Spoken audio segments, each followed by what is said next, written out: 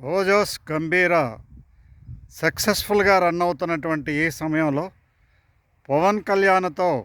ఎవరైనా సరే సినిమా తీయాలి అనుకున్నట్లయితే రానున్న రోజుల్లో తప్పనిసరిగా ఒరిజినల్ క్యారెక్టర్ ఓసి అనే సినిమా కానీ లేదా బయోపిక్ కానీ లేదా రాజకీయాలలో జరిగేటువంటి కుట్రలు కుతంత్రాలు కులాల కుమ్ములాటలు వెన్నుపోట్లు అన్యాయాలు అక్రమాలను ఎదిరించేటువంటి వీరోచిత పోరాటాలు ఇవన్నిటినీ కూడా కలగలిపి ఒక చేత్తో సంపాదించి మరొక చేత్తో ఖర్చు పెట్టేటువంటి యోధుడుగా ప్రజల కోసమే జీవించేటువంటి వ్యక్తిగా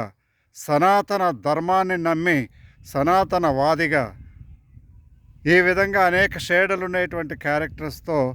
క్యారెక్టర్తో OC original character biopic Pawan Kalyan నిజ జీవితంలో జరిగినటువంటి మంచి ఇన్సిడెంట్స్ తీసుకొని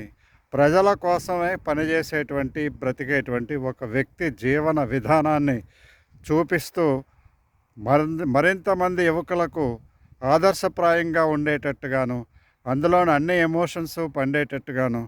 ఒక కథను అల్లి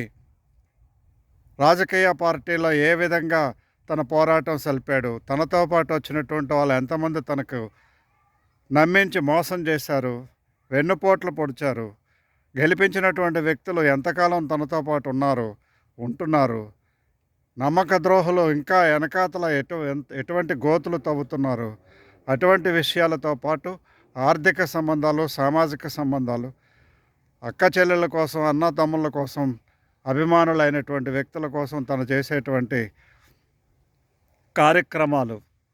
రాష్ట్ర ప్రజల శ్రేయస్సునే కోరి అవినీతిని అరికట్టడంలో ప్రభుత్వంతో పోరాటం సల్పి కూటమి ప్రభుత్వాన్ని నెలకొల్పి తద్వారా విజయం సాధించడమే కాకుండా ప్రజా కార్యక్రమాలను జోరెత్తించేటువంటి కార్యకర్తగా ముందుకు పోతున్నటువంటి వీరోచిత గాథ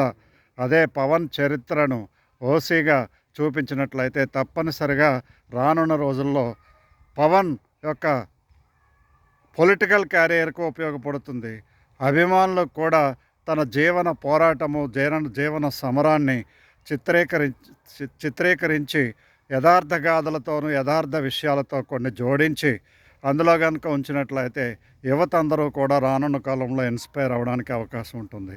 కాబట్టి తప్పనిసరిగా ఎవరైనా సరే చేస్తే పవన్ కళ్యాణ్తో నెక్స్ట్ ప్రయత్నంగా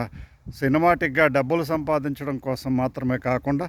రాజకీయంగా తను ఎంతో ఎత్తుకు ఎదగాల్సినటువంటి ఈ సమయంలో ఇటువంటివి కథలను తీసుకొని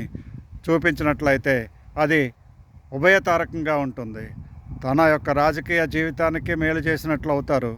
అంతేకాకుండా రానున్న రోజుల్లో యువత జెన్జీ ముఖ్యంగా వీళ్ళందరికీ కూడా